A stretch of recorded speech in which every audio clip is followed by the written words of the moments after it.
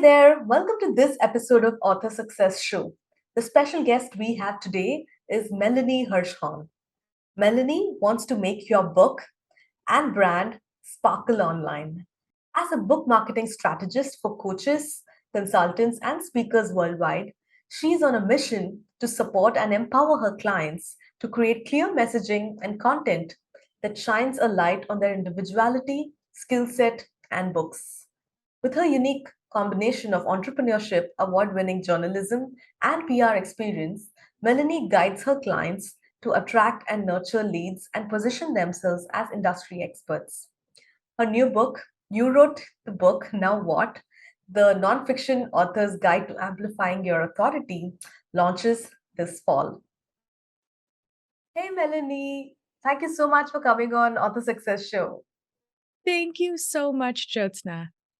You are an expert in book marketing, and that is one area that I love talking about because a lot of authors do not understand how important that is. In fact, when I talk about it, especially to first time authors, they ask me, but is that something that the publisher is supposed to be doing, right? So, what do you have to tell to all these authors who think that the publisher is going to do all the marketing?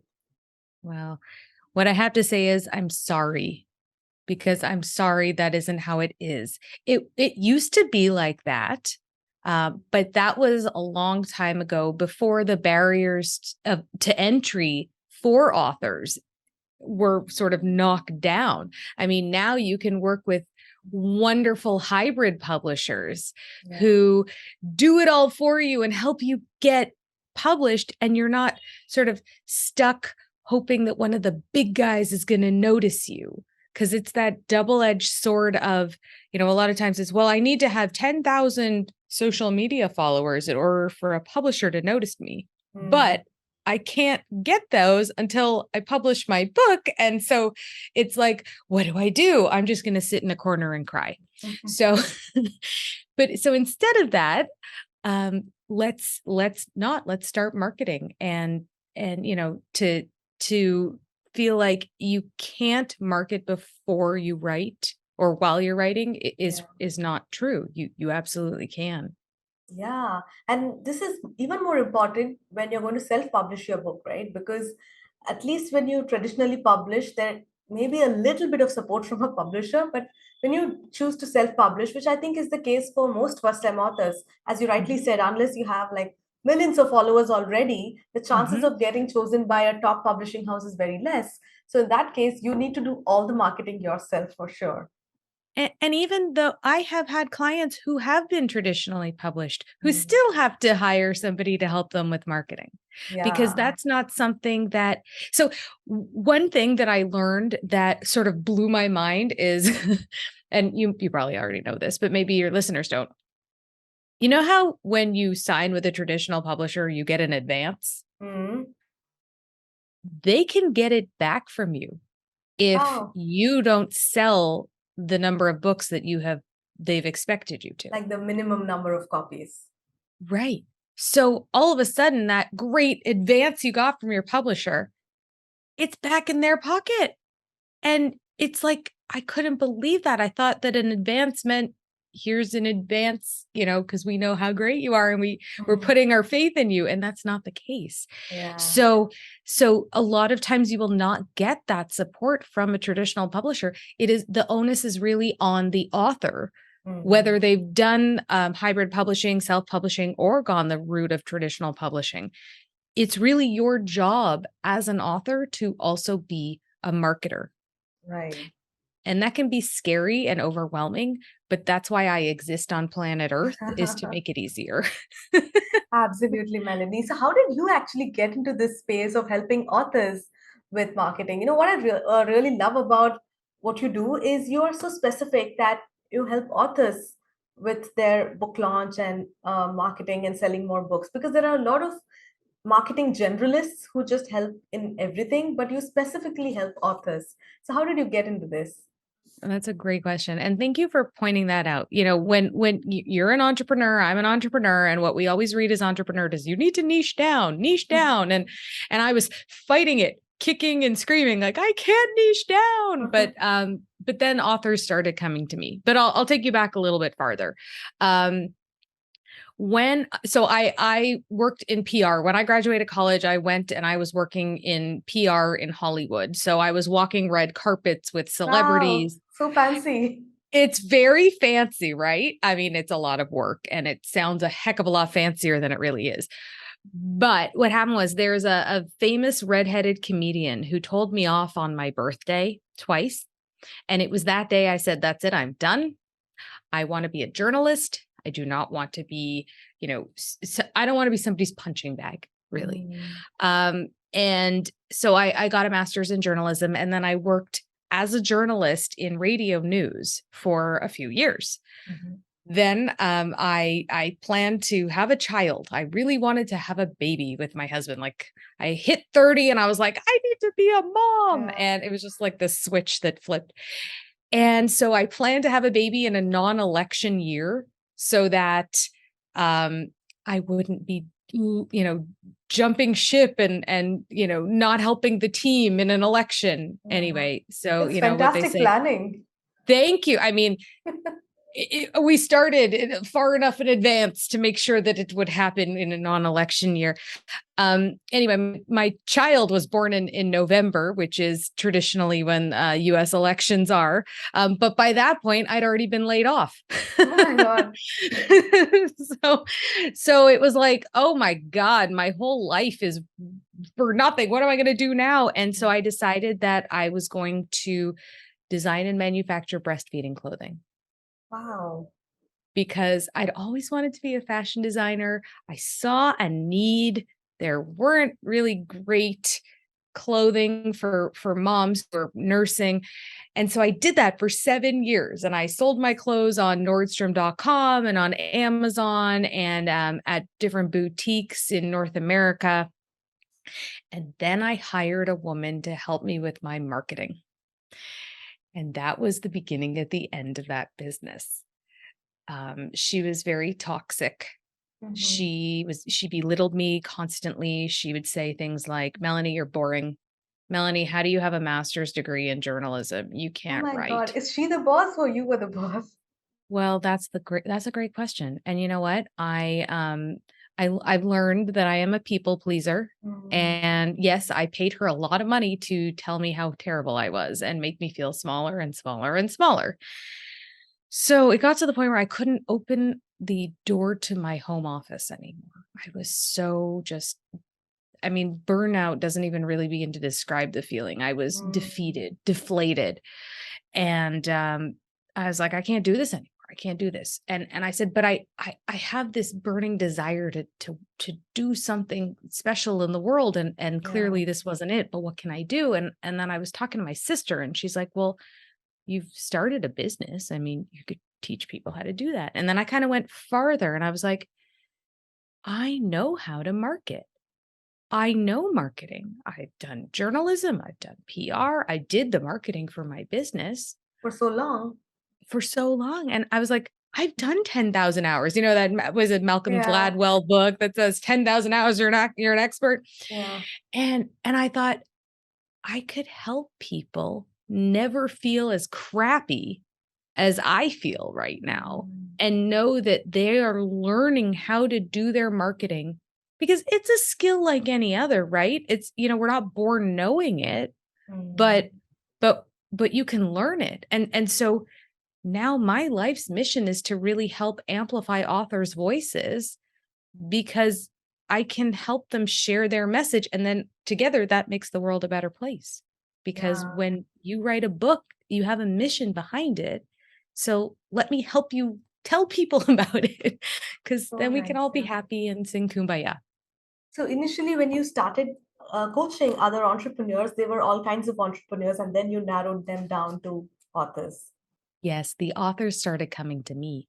It's Mm. funny, they were authors, but we weren't specifically focusing on their books. But Mm. then I started getting calls like, "Hey, you do marketing. Will you help this person who has a book?" And I was like, "Sure, I can help." And then Yeah. a friend of mine, she decided that she wanted to be a children's book writer. Mhm. And she said, Mel, you do marketing. I'd like you to help me. And we worked together for a year. She started from literally zero. Mhm. Together, she has we built, I mean, it's incredible. She just launched the hardcover of her book, and she also did a Kickstarter campaign, and our marketing helped her get that $16,000 Wow. for her Kickstarter campaign. So, like, literally, when you believe in yourself and you have that, advocate and that support and that guidance, Mhm. sky's the limit for you as an author. Absolutely. So let's consider authors like this children's book writer who do not have any kind of social media presence or followers. So at which stage do they start? Like while writing the book, should they start thinking of marketing, or towards the publishing phase, they should start thinking of marketing? Okay, I think that, so when I'm in a silly mood, when somebody says, "So when should an author start marketing?" and I always answer, "Yesterday."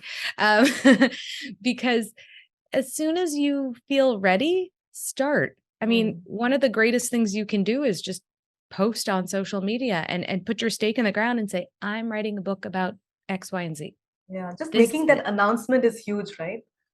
It really is. And then, obviously I take people through a proven framework of how to really grow your online presence with your book.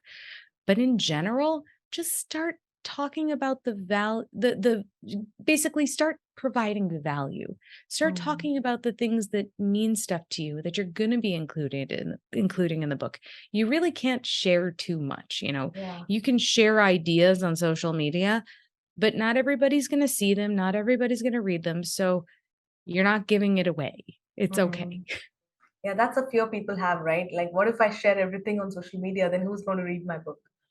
No, they'll still read it. It's a totally different thing. It's a different mindset. I mean, when you're on social media, you're also doing something else. Maybe you're lying in bed, maybe you're on the toilet. You never know, right? In the bathtub. But when you are reading a book, it's you have like one-on-one attention, and it's Mm. different. The way we write for social media is different than the way you write in a book. Yeah, Full sentences. so No true. emojis. Mhm. So, And which social media platform would you recommend? Or is that, I mean, completely dependent on the type of author or type of book? yes. Um, yes, the second. It is completely dependent on the type of book and where your audience is hanging out. Mm. And, for me at this point in my career, somebody tells me about their book and I go, "Oh, you want to be here." But if you're trying to figure it out for yourself, then here are some things that you can think about. Um, what is the age of your intended Mm. readership? Where, what are the things that they value most? What do they do for a living?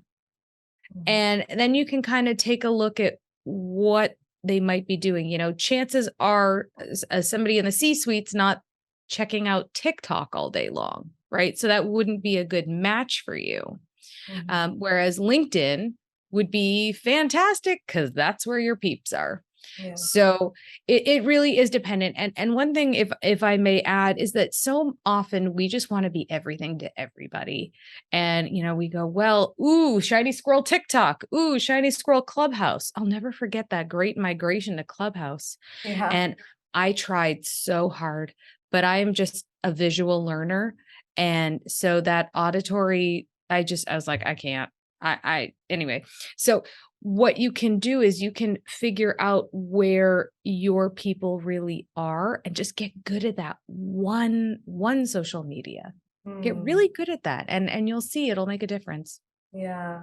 And how do they actually grow their audience there, Melanie? Because so far you must have posted like once in 3 months, a picture of your pet or a picture from your holiday. That's all a person would have done.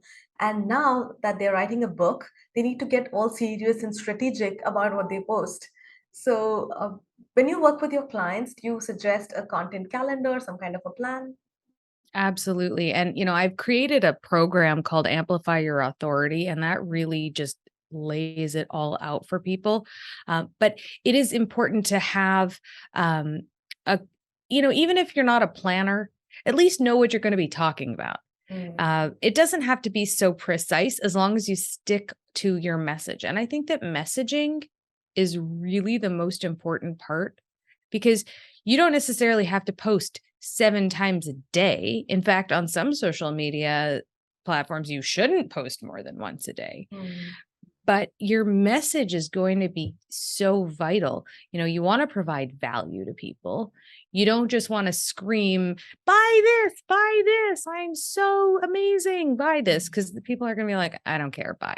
Mm. We have the attention span of a goldfish. Although honestly, I think my son's beta fish has more attention span than I do when I'm scrolling social media.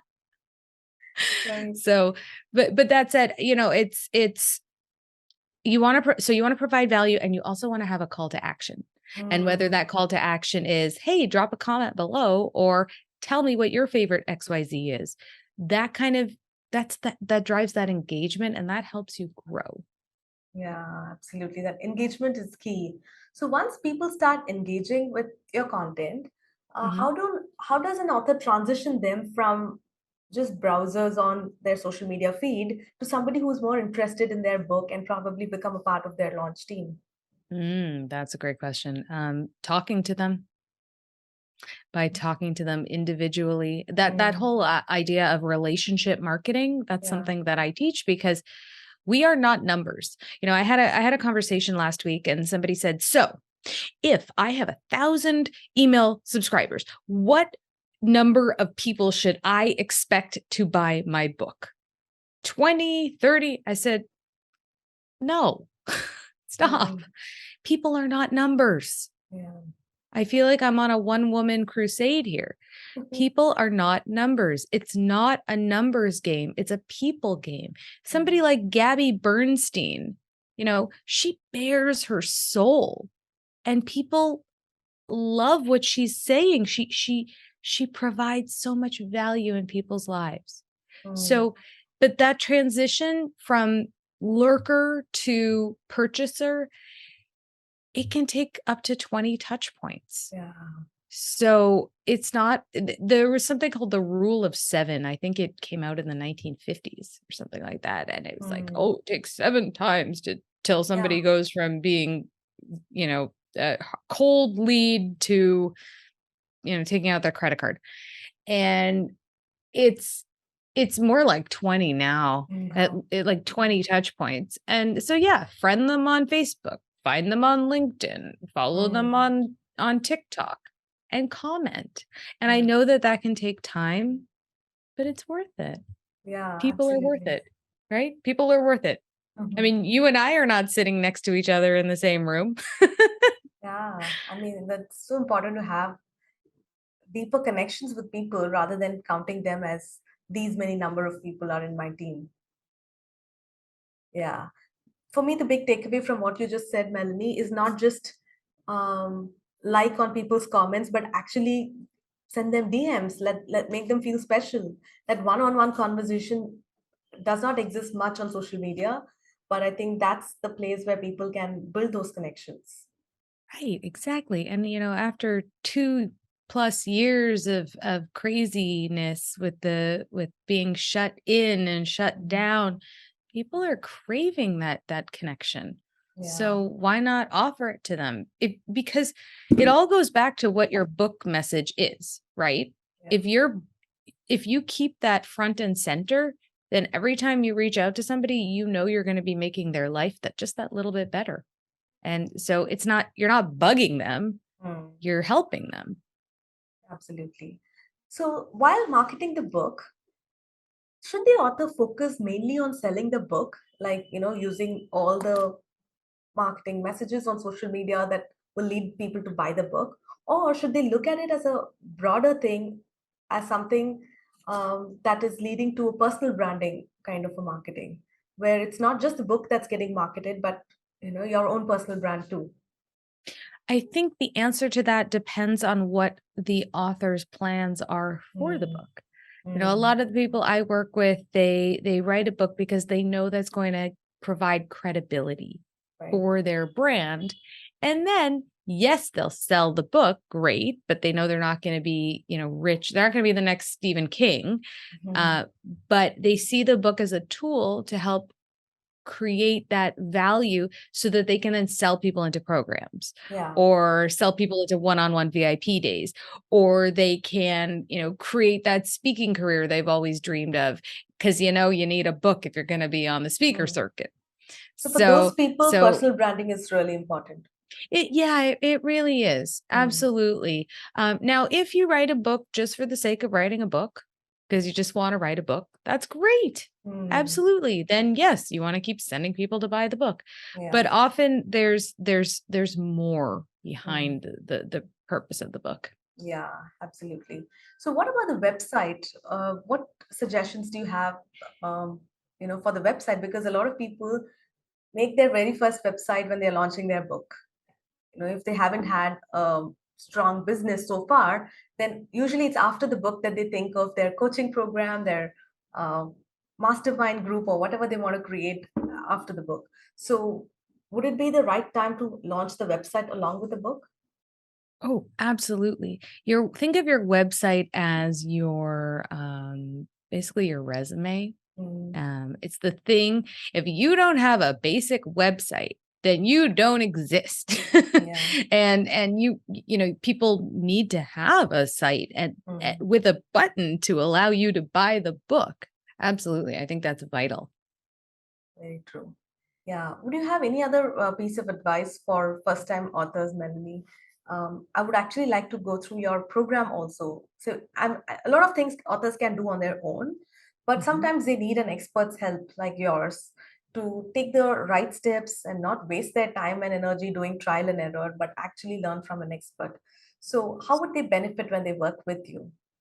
Oh, thank you for saying that. And you're absolutely right. There's a lot of people throwing spaghetti at the wall to see what sticks. And, you know, I say that your spaghetti should be your dinner. It should not be what you're doing at your business in your business. The goal, or I should say the mission of having a guided program like what I offer, it really allows you to not waste time doing things that aren't going to help you. Mm. There's only so many times you can post a picture of yourself holding your book before people stop noticing. Yeah. There are so many, right? I mean, the first time people will be really excited, and you'll get 300 likes from the person you went to high school with that you haven't talked to in 20 years. Mm. But still, it's not going to sell books because those are not your ideal readers. So, what my programs offer is I'm your advocate, whether you're watching a module or it's live one-on-one. I'm advocating for you and I'm there to support you. And there's built-in accountability, because not only do you have to know what to do, you have to actually implement it and Mm. be consistent. Because, as I like to say, consistency is the granny panties of marketing. It is not sexy, but it is vital. It Mm. is, well, I guess granny panties aren't vital, but they're definitely necessary. You definitely need to wear underwear. So I'm an underwear advocate and also a consistency advocate.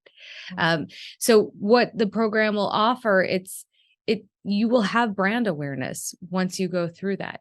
You will know how to create an entire marketing plan for your book. And Mm. then you'll also know how to implement it and you'll get it done. Great. And typically, how long is this engagement with you or with your programs? So the program, it's basically about 2.5 months to get through the whole thing. And Mm. then when I work one-on-one with a client, that's a lot more high touch, and we do a 6-month container. Wonderful. So, where can people find out more about you, Melanie?